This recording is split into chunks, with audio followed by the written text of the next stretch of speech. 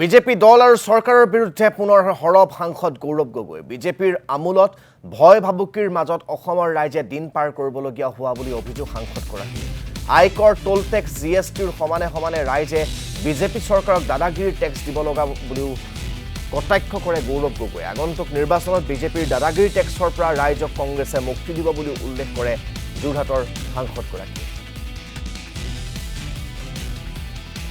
যে অসমৰ জনসাধাৰণক চৰিত্ৰহীন বিজেপি চৰকাৰৰ এই দাদাগিৰি টেক্সৰ পৰা আমি মুক্তি দিয়া বুলি বিচাৰোঁ। এখন চৰকাৰ মাত্ৰ নিজৰ ৰাজনৈতিক বিৰোধীসকলৰ ওপৰত অত্যাচাৰ কৰা নাই, সমাজৰ প্ৰত্যেক বৰ্গৰ ওপৰত অত্যাচাৰ কৰিছে। যদি এজন চেনেলে বিৰোধী দলৰ সাক্ষাৎকাৰ দেখায়, সেই চেনেলৰ চৰকাৰী ইস্তিহাৰৰ পইচা কৰ্তন কৰা যায়। জিএছটি, টোল টেক্স, ইনকাম টেক্সৰ ওপৰত আৰু এটা টেক্স দি আছে, সেয়া হৈছে বিজেপি দলৰ দাদাগিৰি টেক্স। এই দাদাগিৰি আৰু বেছি দিন নচলে। এই 1.5 বছৰ পিছত বিধানসভা নিৰ্বাচন হ'ব। সেই বিধানসভা নিৰ্বাচনৰ পৰা অসমৰ জনসাধাৰণ দাদাগিৰিৰ পৰা মুক্তি পাব।